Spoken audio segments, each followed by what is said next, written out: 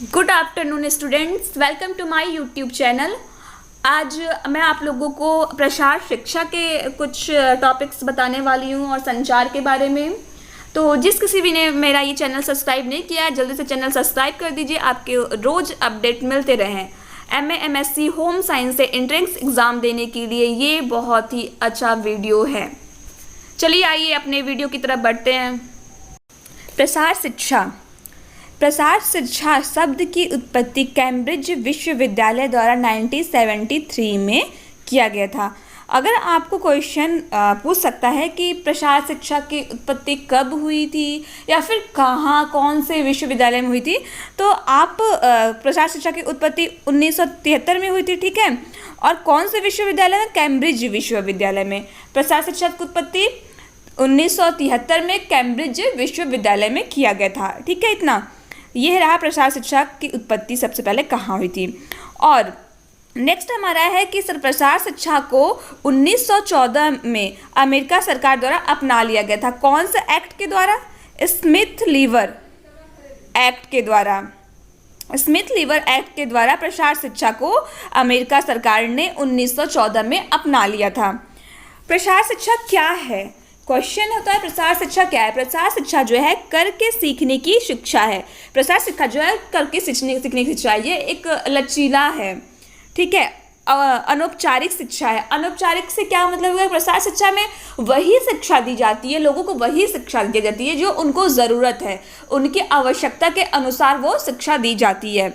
और राष्ट्रीय प्रसार सेवा कब लागू हुआ था? 1953 ईस्वी में राष्ट्रीय प्रसार सेवा लागू हुआ था। राष्ट्रीय प्रसार सेवा और प्रसार शिक्षा दोनों अलग अलग है। प्रसार शिक्षा कब लागू हुआ था? प्रसार शिक्षा 1973 में, ठीक है। और ये राष्ट्रीय प्रसार सेवा है 1953 में याद रखिएगा। 1953 में राष्ट्रीय प्रसार सेवा लागू किया गया था। 1973 में प्रसार शिक्षा लागू किया गया था कैम्ब्रिज विश्वविद्यालय में, ठीक है।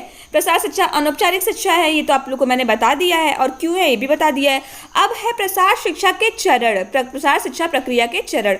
अब प्रसार शिक्षा प्रक्रिया कौन कौन से चरण होते हैं? आवश्यकता निर्धारण, कार्यक्रम नियोजन, निष्पादन और मूल्यांकन। ये 4 चरण हमारे हैं प्रसार शिक्षा प्रक्रिया के। देखिए प्रसार शिक्षा प्रक्रिया के चरण एक ग्राफ के अकॉर्डिंग, क्योंकि मुझे ऐसा लगता है कि जो पिक्चर होते हैं वो हमारे माइंड में ज़्यादा अच्छे से बैठते हैं। तो एक ये रहा। तो सबसे पहले आवश्यकता निर्धारण करना। प्रसार शिक्षा का जो है प्रक्रिया, पहले आवश्यकता निर्धारण करना, फिर कार्यक्रम का योजना बनाना, कार्यक्रम का निष्पादन करना, फिर जो कार्यक्रम है उसका मूल्यांकन करना, ठीक है। इस चक्र के अकॉर्डिंग हमारा प्रसार शिक्षा का प्रक्रिया जो है चलता है। आगे बढ़ते हैं। आगे इतना मैंने हम लोग संचार जो है प्रसार शिक्षा के बारे में आपको बेसिक चीज़ें बता दी हैं प्रसार शिक्षा। तो अब मैं संचार बताती हूँ। संचार क्या है? संचार शब्द की उत्पत्ति लैटिन शब्द से क्या कहते हैं, आपके क्वेश्चन हो सकते हैं संचार शब्द की उत्पत्ति कहाँ से हुई है, कौन से शब्द से हुई है, तो इसका होगा लैटिन शब्द से दिए। कम्युनिस्ट जो है, जो कम्युनिस्ट है, ये शब्द से ये संचार शब्द की उत्पत्ति, जिसका तात्पर्य है टू मेक कॉमन, सर्वसम्मान्य, टू मेक कॉमन। तो ये संचार शब्द का तात्पर्य क्या है? टू मेक कॉमन मतलब सर्वसम्मान। ये रहा हमारा संचार का परिचय। संचार प्रक्रिया के 3 मुख्य चरण है। कौन कौन से हैं? विचार। विचार क्या होता है कि विचार सबसे पहले हमारे मस्तिष्क में जो भी जानकारी उत्पन्न होती है उसको हम लोग विचार कहते हैं। उसको जानकारी, अवधारणा या फिर अनुभूति जो भी होता है वो विचार कहलाता है। संकेतीकरण वो जो विचार है उसको किसी माध्यम या संकेत के द्वारा जो हम प्रदर्शित करते हैं उसको संकेतीकरण कहते हैं, ठीक है। संकेतवाचक इस माध्यम को, इस संदेश को, इस माध्यम को हम लोग ग्रहण करते हैं। जो भी व्यक्ति मतलब ग्रहण करता है उसे संकेत वाचन कहते हैं, ठीक है। ये हमारा रहा संचार प्रतिक्रिया, ठीक है। स्रोत, संदेश, संकेतीकरण एवं एनकोडिंग मतलब इसको एनकोडिंग भी, ये संकेतीकरण को अनकोडिंग भी कहते हैं, ठीक है। स्रोत से पहले हमारा यहाँ गया संकेतीकरण से संदेश, फिर माध्यम के जरिए मतलब जो हमारे मतलब एक हम स्रोत हैं, ठीक है। हमारे माइंड में एक विचार जो आया, वो जो विचार है हमारा संकेतीकरण, वो एक माध्यम है, संदेश जिसको हम लोग बोलते हैं, ठीक है। वो फिर संकेतवाचक हुआ और ग्राही के पास पहुँच गया। ग्राही मतलब जो संदेश को हम अगले मेंबर के पास पहुँचाना चाहते हैं। ये हमारा रहा संचार प्रक्रिया, ठीक है। आगे बढ़ते हैं। संचार प्रक्रिया के तत्व कौन कौन से? 4 तत्व हैं। प्रेषक मतलब जो प्रेषक जो है संदेश भेजने वाला, फिर संदेश है कौन से माध्यम के द्वारा वो संदेश भेजा जा रहा है। माध्यम मतलब आप टेलीविज़न ले लीजिए, टेलीफोन ले लीजिए, चिट्ठी ले सकते हैं या फिर मैसेज ले सकते हैं, वो मतलब माध्यम हमारा होता है। श्रोता या फिर ग्राही मतलब उसे उस संदेश को ग्रहण करने वाला श्रोता या ग्राही। तो संचार के प्रक्रिया के वो चरण थे। संचार प्रक्रिया के 3 चरण होते हैं। कौन कौन सा होता है? एक विचार होता है, संकेतीकरण होता है, संकेतवाचन होता है, ठीक है। ये संचार प्रक्रिया के चरण थे। अब संचार प्रक्रिया के तत्व कौन है? 4 तत्व हैं। प्रेषक, संदेश, माध्यम और श्रोता। प्रेषक, संदेश, माध्यम और श्रोता, ठीक है। आगे बढ़ते हैं। प्रचार और प्रसार शिक्षण विधियों को वर्गीकरण। व्यक्तिगत प्रस्ताव, सामूहिक प्रस्ताव और जन प्रस्ताव। व्यक्तिगत में व्यक्तिगत भ्रमण मतलब खेत पर बात करना, घर पर बात, अगर हम खेत पर 2 लोगों बात करें तो हमारा व्यक्तिगत होगा। कार्यालय पर व्यक्तिगत पत्र द्वारा, ठीक है। और समूह पे समूह प्रस्ताव क्या है? विधि है, परिणाम है, समूह नेता का परीक्षण, चर्चा, बैठक, समूह चर्चा, पैनल चर्चा, गोष्ठी, समूह साक्षात्कार, वार्ता तथा सार्वजनिक वार्तालाप, कार्यशाला, कार्यक्षेत्र या फिर ऑफिस। ये हमारा समूह मतलब हो गया एक कुछ लोगों का समूह, ठीक है। तो ये हमारा समूह द्वारा। फिर जन प्रस्ताव ये बड़े स्तर पे होता है। जन सरबराह जो बड़े स्तर पे होता है। फिल्म और स्लाइड हो गया, फ्लैश कार्ड हो गया, मुद्रित सामग्री हो गया, मॉडल प्रदर्शन हो गया, रेडियो दर्ज, ये सब चीज़ें जो हमारा है आपको ही पता है कि ये सारी चीज़ें हमारे छोटे स्तर पे है। कि जैसे देखिए नेता समूह प्रशिक्षण में तो कुछ लोग चर्चा बैठक मतलब कुछ लोग होते हैं, ग्रुप में बैठ के होता है। समूह चर्चा उसमें भी कुछ लोग होते हैं। यही सब चीज़ें। या फिर कार्य क्षेत्र में भी, अगर हम कार्य क्षेत्र में अपने ऑफिस में भी देखते हैं तो 2, 4, 5, 6 मतलब कुछ ही लोगों के साथ जो हम लोग का वार्तालाप होता है वो है। और ये जन प्रस्ताव में हम लोग अब टेलीविज़न देख लीजिए, टीवी तो बहुत सारे लोग देते हैं। अगर हम न्यूज़ देखते हैं तो न्यूज़ तो बहुत सारे लोग देते हैं, इसलिए इसको जन प्रस्ताव कहा गया है। तो जन प्रस्ताव में ये सारे नाम हैं और समूह प्रस्ताव में ये सारे हैं और व्यक्तिगत में ये है। तो आप नाम को क्लियर कर लीजिएगा क्या कौन से में आते हैं। संचार के प्रकार कौन से संचार के प्रकार होते हैं? व्यक्तिगत संचार ये क्या है कि यह 2 व्यक्तियों के मध्य संचार होता है। सामूहिक संचार ये होता है, इसमें व्यक्तियों के समूह के संपर्क में किया जाता है। इस व्यक्तियों का समूह का संचार। जन संचार ये जन संचार जो होता है बड़ी संख्या में के मध्य संदेश भेजा जाता है, जैसे कि रेडियो, टेलीविज़न आदि या प्रौद्योगिकी क्षेत्र के लिए महत्वपूर्ण होता है। पारस्परिक संचार पारस्परिक हो गया। और समाज में जो होता है वो सामाजिक संचार कहलाता है। समाज में जो हम लोग संदेश देते हैं सामाजिक संचार कहलाता है। ये संचार के हमारे प्रकार हो गए। संचार के कितने प्रकार होते हैं? तो संचार के 5 प्रकार होते हैं।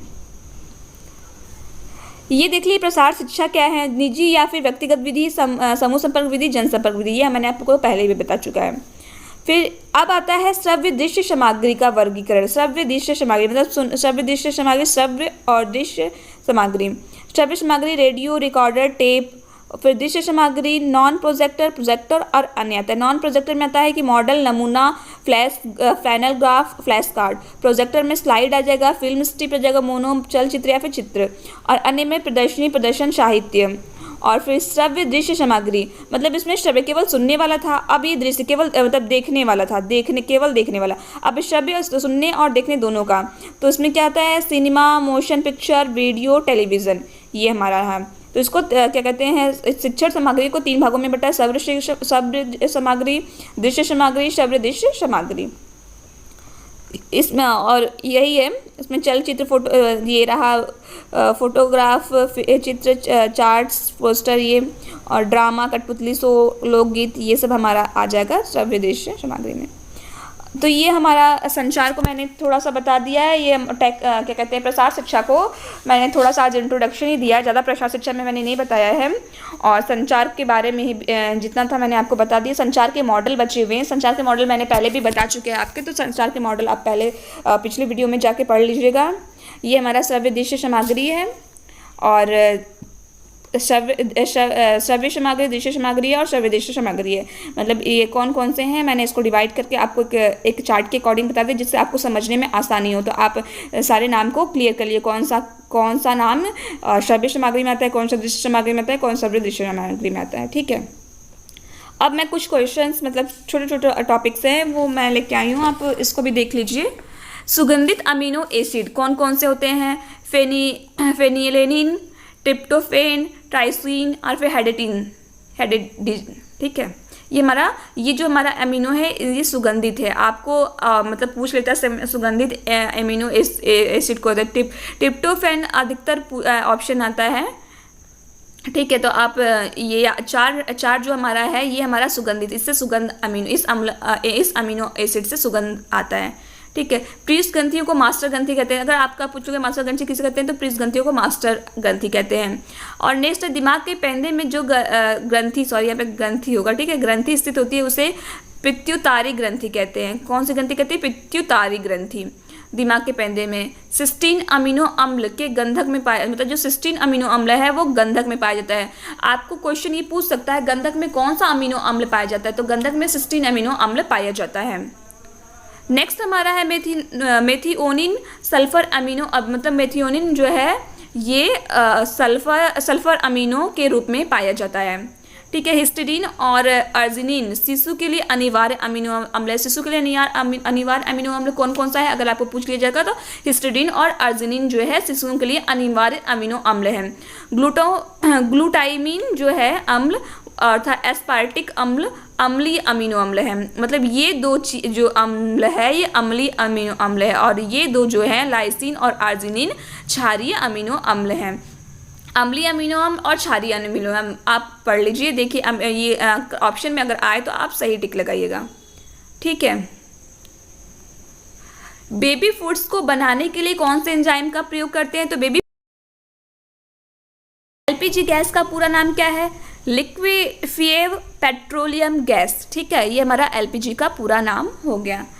थैंक यू फ्रेंड्स, आज के लिए बस इतना ही, और नेक्स्ट वीडियो के साथ मिलते हैं। आपको ये वीडियो कैसा लगा ज़रूर कमेंट करके बताइए। मैं कोशिश कर रही हूँ कि मैं आपको अधिक से अधिक मटेरियल दे सकूँ, तो फिर आज के लिए बस इतना ही, लेकिन मैं आगे भी आपको अच्छा इंपॉर्टेंट टॉपिक्स आपके लिए लेके आऊँगी।